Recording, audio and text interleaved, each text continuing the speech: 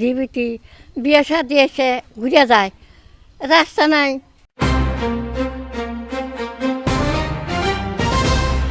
একটু বৃষ্টি হলেই বদলে যায় পুরো দৃশ্যপট।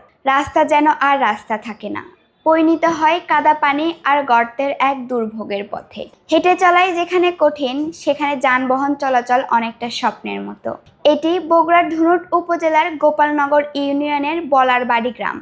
যে গ্রামটি সবচেয়ে অবহেলিত এবং সবচেয়ে নিচু গ্রাম, যে গ্রামের রাস্তাঘাট নাই বললেই চলে। আমাদের গ্রামের লোক সব সেবা থেকে বঞ্চিত। মহিষা যেতে হলে কমপক্ষে 3 থেকে 4 কিলো রাস্তা ঘুরে যেতে হয়। ছেলে মেয়ে স্কুলে যেতে পারে না। একজন রুগী যদি অসুস্থ হয়ে যায়, সেই রুগীকে আমরা সময় মতো হাসপাতালে নিতে পারছি না।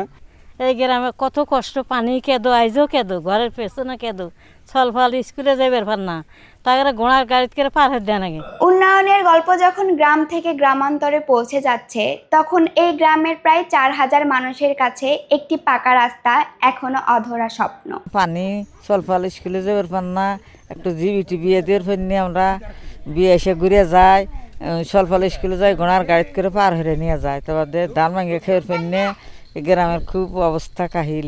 আমার এমপি সাহেবের কাছে আমার দাবি, আমাদের এই অবহেলিত বলারবাড়ি গ্রাম, আমাদের গ্রামে রাস্তাঘাট এবং ব্রিজের অতি প্রয়োজন।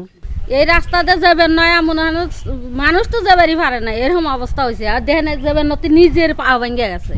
জরুরি চিকিৎসার প্রয়োজন হলে শুরু হয় ছুটোছুটি। বেহাল দশার কারণে অ্যাম্বুলেন্স তো দূরের কথা, অটোরিকশা কিংবা মোটরসাইকেল ঢুকতে পারে না এই গ্রামে। তখন রোগীকে ঘোড়ার গাড়িতে কিংবা কাঁধে তুলে পাড়ি দিতে হয় দীর্ঘ পথ। আমি আজ 10 বছর হলে ঘোড়ার গাড়ি রাস্তা চালাই, কাদো পানি বলতে চালান না।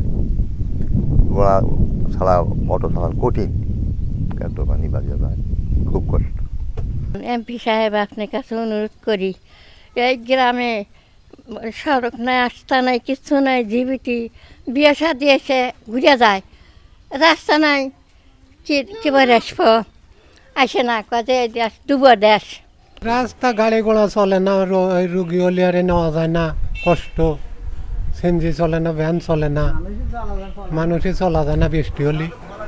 শিক্ষার্থীদেরও কাদা পানি মারিয়ে স্কুলে যেতে হয়। কৃষিপণ্য বাজারে নিতে বাড়তি ভাড়া গুনতে হয় কৃষকদের। এই গ্রামে পানি ছাড়া কেত ছাড়া আইতে ফেললাম না, এখন বুড়া হয়ে গেছে আর বাড়ি বাড়া হয় না, কেত পানির যন্ত্রণা।